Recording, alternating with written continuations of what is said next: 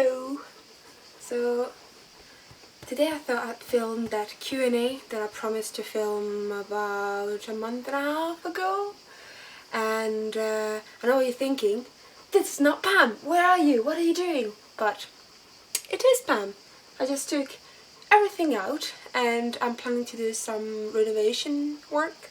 I'm still thinking about design, so if you have some ideas then let me know. But yeah, so I've asked you on Instagram to ask me some questions and you wrote loads. Where are you going? So I'm not sure I'll be able to answer all of them, but I'll try to do my best. But first of all, I wanted to address 3 of the main asked questions that I get asked quite often. So the first one would be, how do I make money?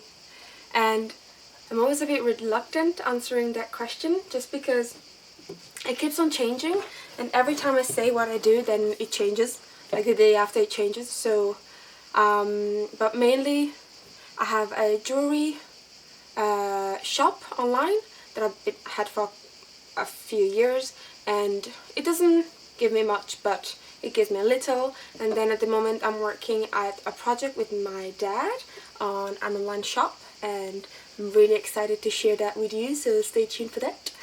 And the first let's say 6 months of the trip I only lived on savings, so I'm still trying to find a sustainable way to make money, so like something that I know it's there every month, because it can be stressful when you don't know where the money is coming from. But for me, I have a lot of small sources where I get some money from, but I don't have like a big chunk, like a salary coming from anywhere. So I always have to like try and find something. But yeah, that's how I make money. I have filmed a video and written a blog post on ways that you can make money on the road, so you can find that below.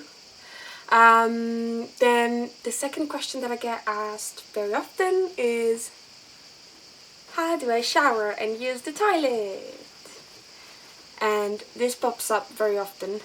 Again, I wrote a blog post on how to shower. I have a little portable shower that I use with a 40 liters tank, and that works perfect.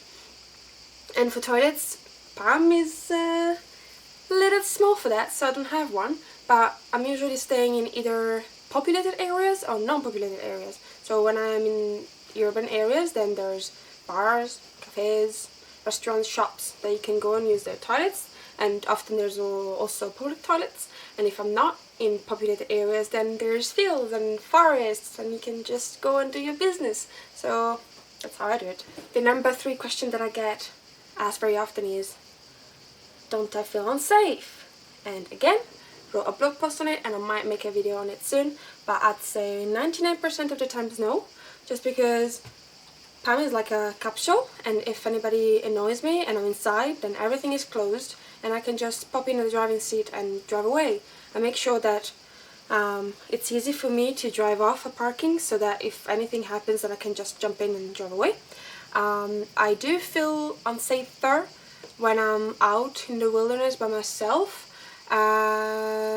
because if I get hurt then I'm on my own, and if anybody's annoying me then I'm on my own. So I try to carry with me some self-defense tools, but yeah, should probably, I don't know, maybe I should take a self-defense course or something like that. I did take it, but years ago, but I always think that when you're in the moment you probably panic and freeze. So, but yeah, I feel more unsafe when I'm on my own, maybe on cities in weird neighborhood, but most of the times I don't. And even, I always think that even if I was living on my own, like in a normal house, I'd still have the same fears, because when I was living in my house, I knew there were burglars operating in that area, and so that was, I wouldn't say a fear, but you know, a worry. So it's the same with the van. I had the same safety issues, let's say, in a house. And also the same thing when I am hiking on my own. I would do that anyway, even if I had a house, if I was living a normal lifestyle.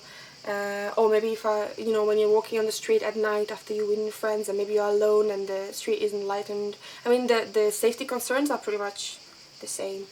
My safety concerns is always crashing, because people tend to forget that I'm not sure if it's number one, but the most likely way to die for people for accidents is car accidents. It's not terrorism, it's not people murdering you, it's not, some kind of weird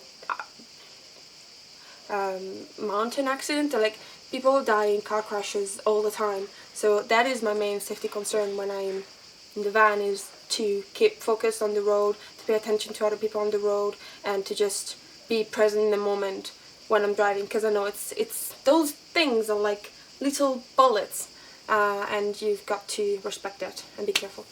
So that's that. So let's pass to your questions.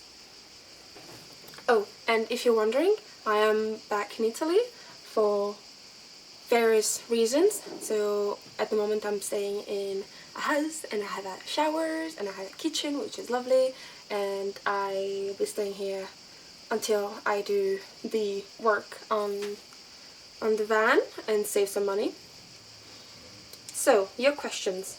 Right, I'll try to be as quick as possible, just because there's loads and I don't want to bore everything out with this Q&A. So, first one. Sorry, I know it's very rude to talk to people with your phone in your hands, but I need to read those questions.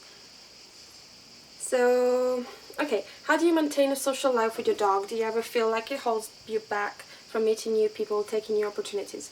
I don't really worry about my social life that much. Like, if I ever feel I want to meet people and I haven't met anybody and I feel like the need for some interaction, I either use couchsurfing or I check for local events like workshops, concerts, dance, painting lesson, whatever it is, as long as he can come. And that way you get to meet really cool people, and they're usually into the same stuff that you are, so you can have some insightful conversation. So I would say that that's how I maintain a social life, but I've only done it maybe 2 or 3 times that I've met people that way, because I usually don't feel the need for that. You get to meet people spontaneously on the road. But I don't feel like he holds me back from maintaining a social life. The only thing is that sometimes I am a sucker for concerts. I love concerts, and I've been, like, many times I haven't been able to go to a concert because he wouldn't be comfortable there. So yeah, those are the only times where I feel like it's holding me back, but it's not really holding me back, it's just a limitation to what I can do, and I'm fine with that.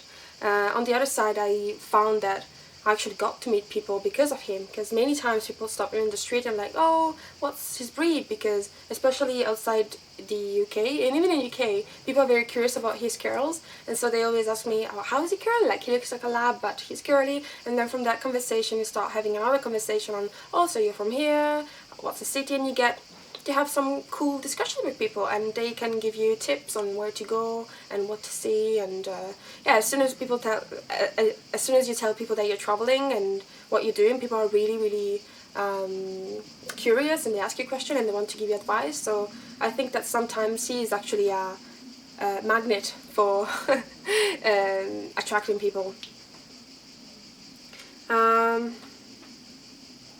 Then, how do you travel to other countries with Audi? I'm not sure what you mean by that. I just used ferry and the van. Oh, this is a good question. Do you get homesick?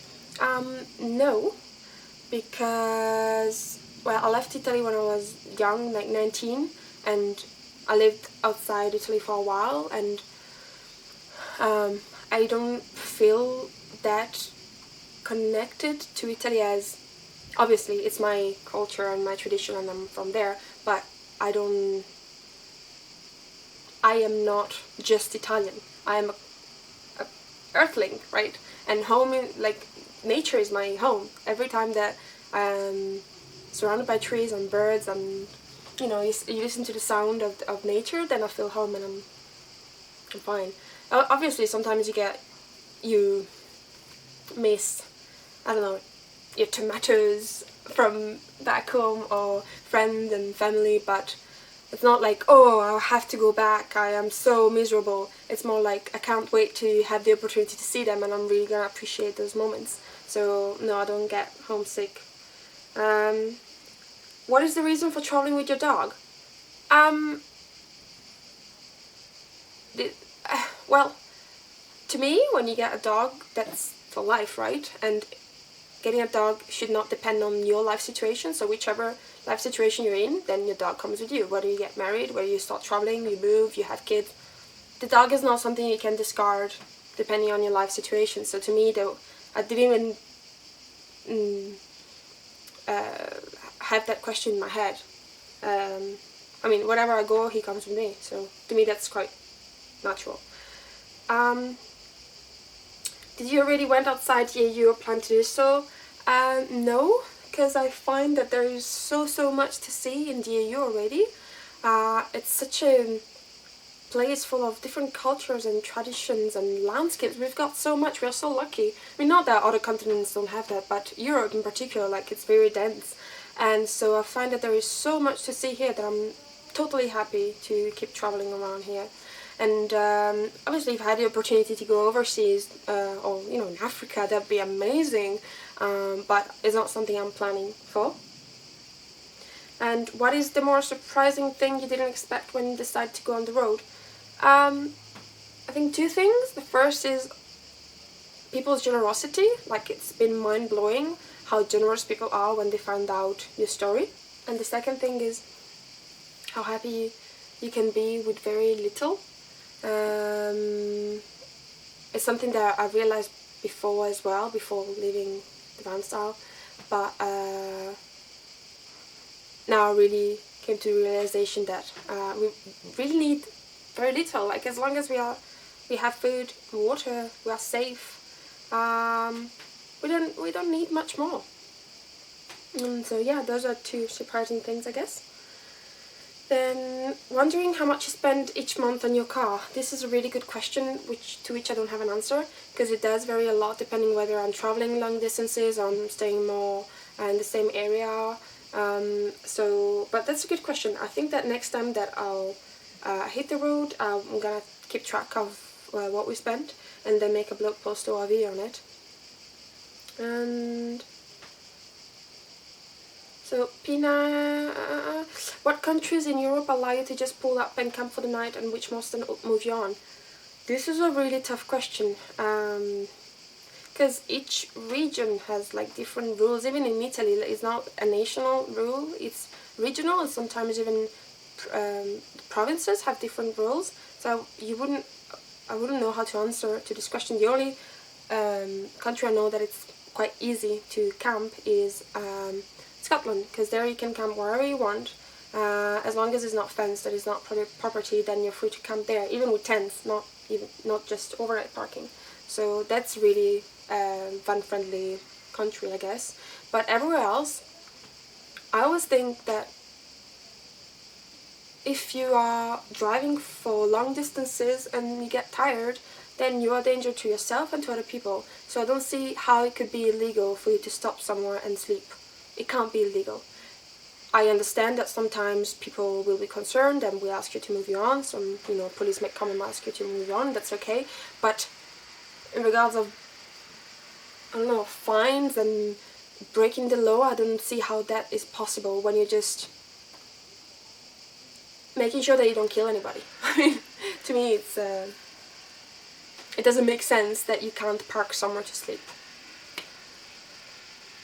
And obviously that's something different from camping. I'm not saying parking your car and then putting awnings and tables and chairs. I'm just saying stopping somewhere to have a rest and then hit the road again when you wake up. How do you do if audio yourself gets sick, especially in the middle of nowhere? How do you do for money in those situations? Well, I try to always have enough money aside from emergencies, whether it's health or mechanical emergencies, and I also have a credit card, so if I ever was like really struggling, I would have that too. But in Europe you have health insurance, health services wherever you go in Europe, as I'm European, so I wouldn't have to pay for that. and for OD I make sure that I have enough money aside for any vet expenses. So there's a question in Italian. She asks whether it has ever happened that I haven't been able to work for a long time and that I couldn't get money. Yes, it has happened quite a few times, and I actually find that in those situations that's when you get more creative, and so it's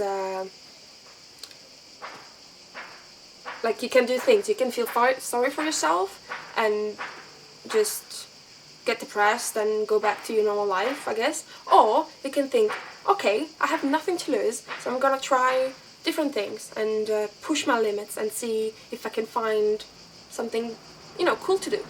So yeah, it has happened a few times where I didn't have any money. So this is another question that pops up quite often, is how do I store my food?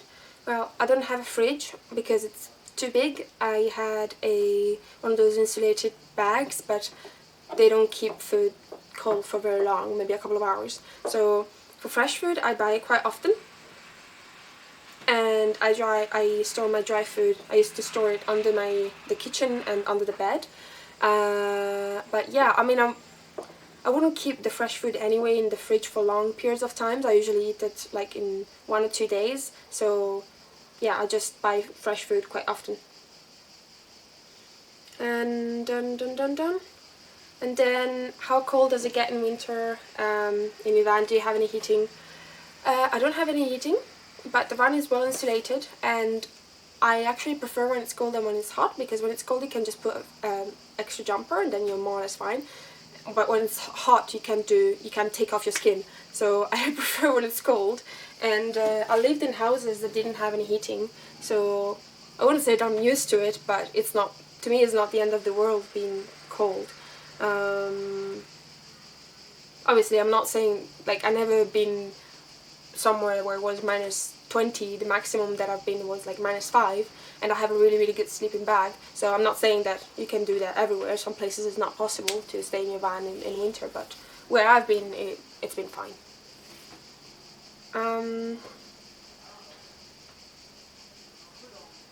And then the last question would be, how do you decide to change place or to stay in one place for a little while? It's a really good question. I wish I was more organized and knew more or less my itineraries, but I usually just know roughly where I have to go and then plan the itinerary on the way. So if I don't have to be somewhere, then I just stop where it feels nice, and if it feels like van friendly, then I'll stay long, and if it doesn't feel like I'm welcome or like there's a weird vibe, then I'll leave. So it really depends on what my future plans are, whether I have to be somewhere, what's the work situation, and yeah, just how van friendly the place is. So that's it. So those are all the questions from Instagram.